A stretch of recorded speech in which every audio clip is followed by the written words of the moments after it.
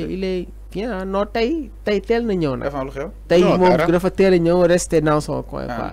waaw mais nee na ma nag il va t'attaquer. te naan nga fekk. waaw non nee na dina la attaquer tey ah. alors mais Herva soo concrètement si lan la si mën a jàpp lan ngay xaar si juge Abdourahmane Diouf peut-être yéen boobu ba tey yéen wax que ni mënu koo àtte mais demee on peut peut-être s'attendre à beaucoup de choses franchement. oui mais bien sûr mais man xam nga ñun loi la ñuy wax. loi moo ne. Cour suprême mënul àtte exception d'inconstitutionnalité. parce que loi moo ko wax. maintenant bu fekkee ñoom jël nañu seen coobare la Cour suprême décider àtte loolu. dans ce cas ñoom dañoo andi lu ñuroo ak loi mais c'est pas la loi ouais mais bien sûr da nga nekk di def loo xamante ne sant ñu la ko amaana du sa liggéey man jàpp ma ni que justice egg na foofu justice tamit ak loo ko mënta waxal les magistrats savent en cas de tel recours cour bi moo ko war a juger ils sont organisés de telle sorte que xam nañu que kii bu defee cour d'appel ñu yóbbu cour d'appel wala bu defee cour d'appel bu jógee cour d'appel cour de cassation ñu dem cour suprême ils sont bien organisés pour savoir les étapes à franchir maintenant nee naa la loi sur l'exception d'inconstitutionnalité loi boo xamante ne beaucoup de gens ne maîtrisent pas cette loi là beaucoup de gens ne maîtrisent pas ce recours là ñu bëri maîtriser wuñu recours là je crois même loi boobu recours boobu buñ ko andi en 1992 la Cour suprême dafa jëloon les magistrats di leen defal séminaire. c'était en 1992. oui mu yóbbu leen séminaire. mais loi boobu noonu lan moo ko taxoon ñëw exactement Alpha. non loolu laa lay wax nii. c'est-à-dire que le Sénégal fait parmi les premiers pays de l'Afrique de francophone l'Afrique francophone. parce que une loi ancienne là de la France. xam nga ñun suñu justice yi daanaka la quasi-totalité de nos lois ci France lañ ko copier. parce que c'est évident aussi et c'est naturel. ñoom ñoo ñu coloniser. ñoom ñoo ñu coloniser en 1960. ci la ñu jëlee suñu indépendance. ñu décider ni que mën nañu doxal suñu bopp. bul fàttee ni que balaa ñu jël en 1960 suñu indépendance on était sur la fédération du Mali. la fédération du Mali. Le Sénégal n'était pas un pays à part entière. On était dans une fédération. Maintenant, quand la fédération du Mali a éclaté, sur l'ère de... Donc, je vais faire un peu de l'histoire. Sur l'ère de Modibo Keïta et de Léopold Sédar Senghor et de Mamadou Dia. Il y avait un tiraillement qui va présider, qui va être le président de l'Assemblée nationale. Auparavant, le président de l'Assemblée nationale, c'est un président qui comptait. Maintenant, quand la fédération a éclaté, parce qu'il y avait un malentendu entre Senghor et Modibo Keïta. Des tiraillements. Ouais, des tiraillements. Le Sénégal a décidé maintenant, Mali à part, Sénégal à part. Maintenant, en 1960, le Sénégal a commencé à avoir sa propre justice, ses institutions en place, tout le monde. Bon, juste c'est de l'histoire. Maintenant, je vais venir intéresser directement à l'exception d'inconstitutionnalité. Damane, loi Bobo, loi Bouyes, la Sénégal faisait parmi les premiers pays de l'Afrique francophone, nous adopter recours, ce genre de recours. Maintenant, recours Bobo, il fallait des séminaires pour magistrats et comprendre l'anmoy exception d'inconstitutionnalité. Parce que dafa jaxalon ñu bari. Et auparavant, c'est la Cour suprême qui jugeait ça. La Cour suprême m'a donné cette élection, m'a donné investir le nouveau président élu. Ah bon? Oui, bien sûr, c'était la Cour suprême. Donc, le Conseil constitutionnel après le Conseil constitutionnel après l'union existe là. Donc, il y avait la Cour suprême. Mais il y avait... Non, il y avait la Cour suprême et le Conseil d'État. Ce qu'on appelle le Conseil d'État. Les Malays ont une histoire qui pouvaient même faire des propres recherches ou bien donc il y avait le Conseil d'État et la Cour suprême.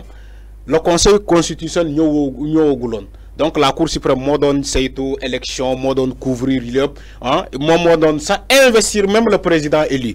Maintenant vous révolutionner donc cette loi, cet recours qui a créé le Conseil constitutionnel. Nous avons loi élection parce que c'est un tribunal électoral. Le Conseil constitutionnel c'est un tribunal électoral. Donc ils l'ont créé uniquement pour les élections avec une loi. Donc, moi, désormais, loi l'élection, le Conseil constitutionnel, donc, Conseil constitutionnel, qu'est-ce que c'est? Donc, moo mën a juger une exception d'inconstitutionnalité. Il faut pas sénégalais def amalgame. dégg naa ñiy wax peut-être ñu faree ci Benno Bokk Yaakaar ñuy naan wooy dinañ ko juger le 4 wooy Cour suprême moo ko war a juger te Cour suprême bu confirmer la Cour de cassation de la Cour d'appel donc mooy maanaam Ousmane Sonko est fini. ñoom laay profiter pour leeral leen. Ça, si il y a une exception d'inconstitutionnalité, la Cour suprême ne peut pas juger.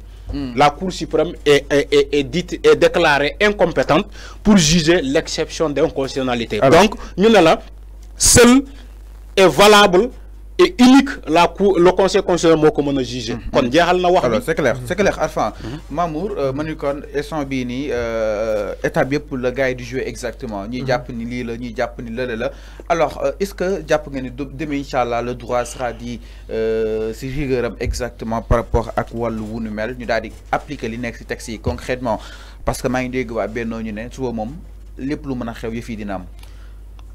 Pour appuyer sur le Arfan wax, en France, cette possibilité de recours a été introduite avec la révision constitutionnelle du 23 juillet 2008. Donc, je pense que c'est très important aussi, nous voir quoi. Concernant l'enrôlement du dossier.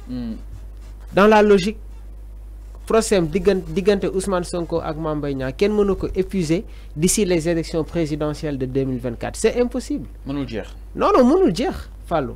Mënul jeex. Et aussi, la logique, moi, nit mënuñu ko empêcher nous présenter sur des élections à cause de des problèmes de diffamation. C'est pas logique au fait. Lol mom moy réalité bi. Légui nak man suma déggé ay nit yo xamné dañu nekk ci benen parti bi nan suba dina am suba dina leer, c'est pas eux les juges. Du ñom ñoy statuer. Du ñom ñoy joxe verdict bi. Suba dina leer. Fi kenn du fi jangal kenn li juge yi di def. Parce que ñom aussi ils sont soumis au droit.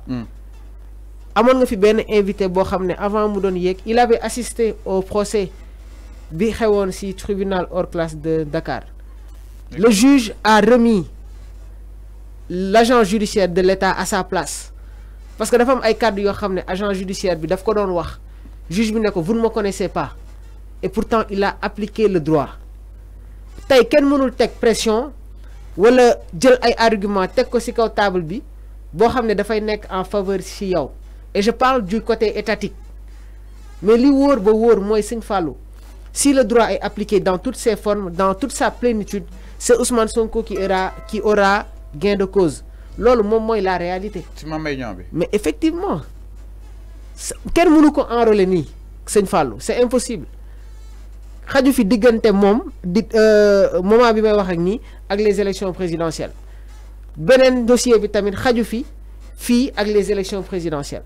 Parce que si on respecte les délais respectifs, respecter aussi peut-être principe recours pourvoi yi nga xamné parti bu nek amna ko mënuñu ko épuiser d'ici les élections présidentielles de 2024. Donc ñi nga xamné ñom ñoo nekké ci benen côté bi, eux ils parlent à leur profit.